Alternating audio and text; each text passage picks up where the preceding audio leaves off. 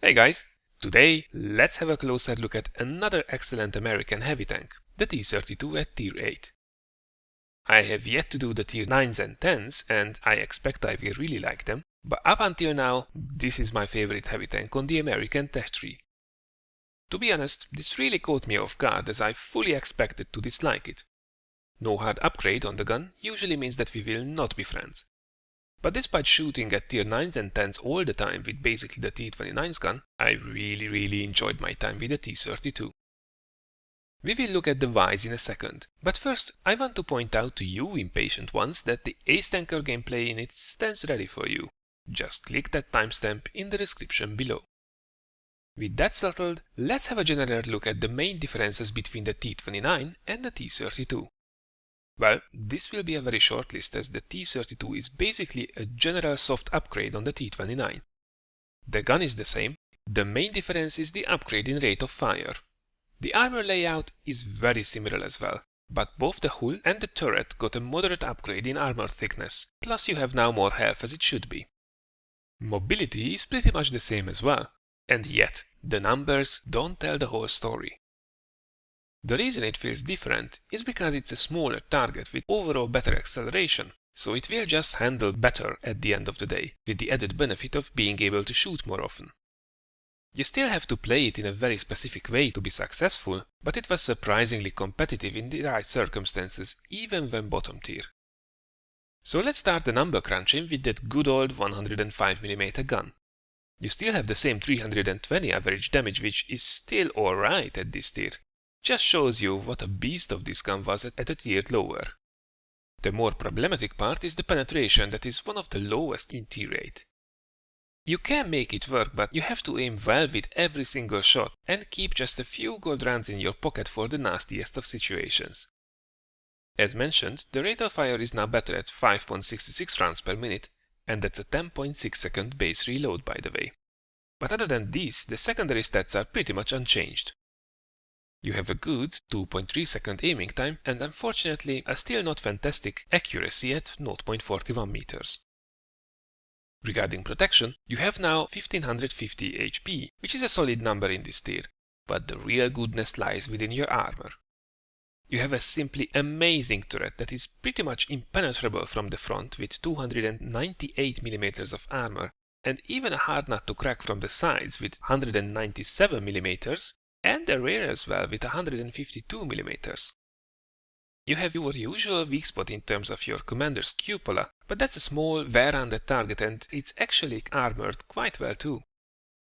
Your hull is a different story, well it's not bad.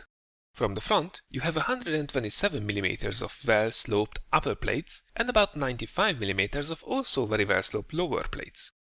So from the front, you actually will bounce shots, especially if you angle it right. But considering what kind of guns will be shooting at you, you are still better off just hiding it in the first place.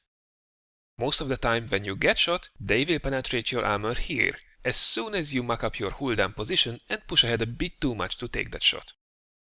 Your sides are weak as hell, as you have no spaced armor here to protect you, so you can really only count on the enemies burying their shots into your tracks.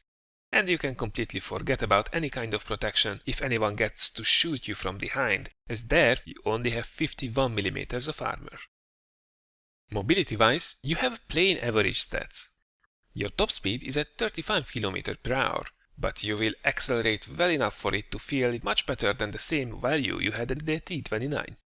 Both hull traverse and turret traverse at 25 degrees per second are not the worst, but definitely on the slower side.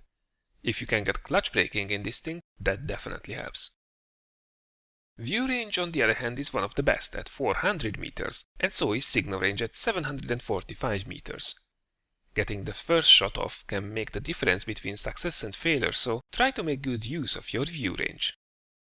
Regarding equipment, I would strongly suggest going for vents, gun rammer and vertical stabilizer, so the usual layout for higher tier heavies.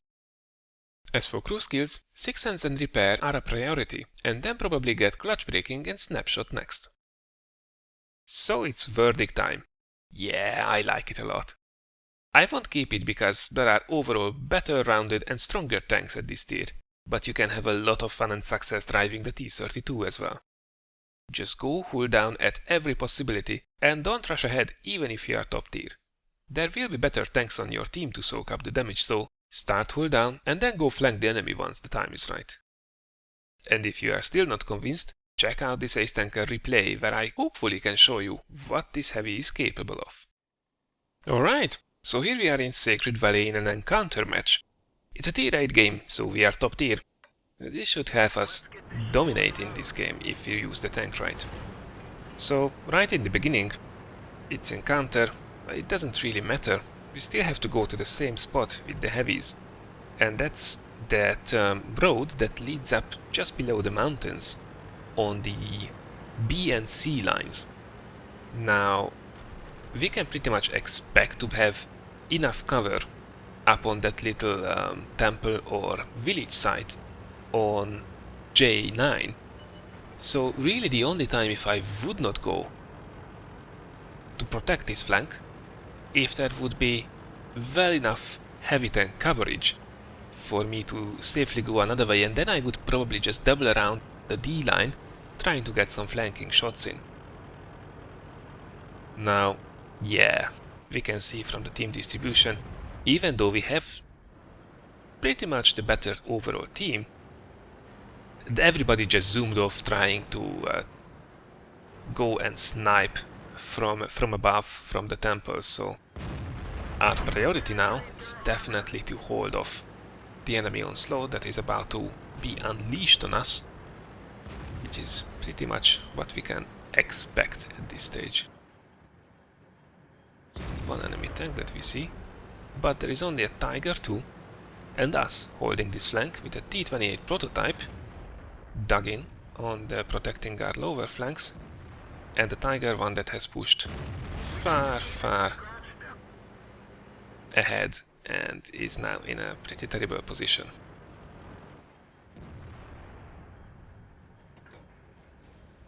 So as you can see, I'm actually using the mountain itself to get into a hull down position, and this is one of the positions where I can dug myself into, and if the enemy is not careful, they will just get shot up on that corner.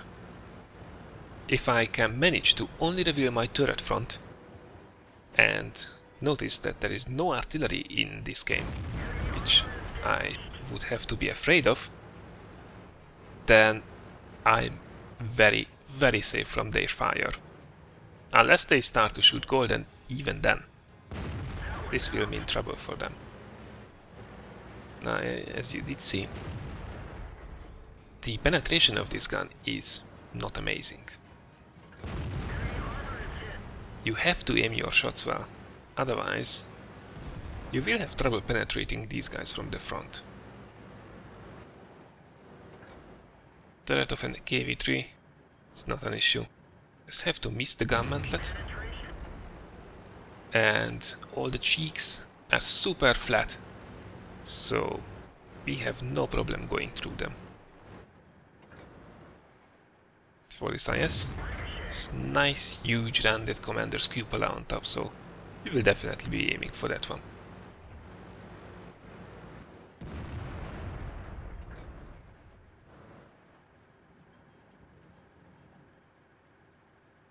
No, then that won't hit, so there is no reason to... Yeah, there you go. With that angle, no chance of that hitting, and uh-oh, enemy team is pushing, and now this is dangerous. Luckily, the T28 prototype down is holding the flank quite nicely with the Tiger 1 that has been eventually nailed. Tiger 2 has backed off, which is not a very smart thing to do, considering that I'm the only one and there are 3 tanks about to jump me, but luckily they don't do it, and this will cost them, because right now I can just side scrape around here and I will be able to take them apart one by one, while they are also taking shots from the Tiger 2, who has eventually just moved to the another safe location a bit further away. Oh, and there was a bit of a mistake, too far out. KV3 is pushing, but in solo health we can finish him off easily, and Tiger 2 does exactly that. And this is the point when the E25 and the T34-2 decide to go flanking and leave this IS in one-shot territory completely alone against us and the Tiger 2. So that helps us to eliminate them completely. And if they are being stupid, there is really no reason why we shouldn't take advantage. So now it's time to go down. Even the Löwe has come forward on the lower flank. So now we can just comfortably roll around and take some very sneaky shots from behind. So now they will be very nicely sandwiched between me and the Tiger 2. So it's time to clean up. In the meantime, it seems that the other half of the enemy team has successfully dug itself into the enemy encampment area. Well, where the enemy camp usually lies in standard battles. So as soon as we nail that Löwe, we can just double around and try to squeeze them from the other side.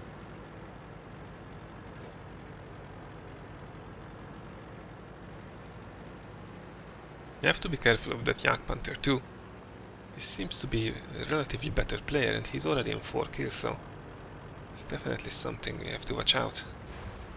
As we roll into there, we have to try to look for cover, because I really don't want to get shot by that thing in my frontal plates. There he goes, he's already on 5 kills. Okay, there is the 30.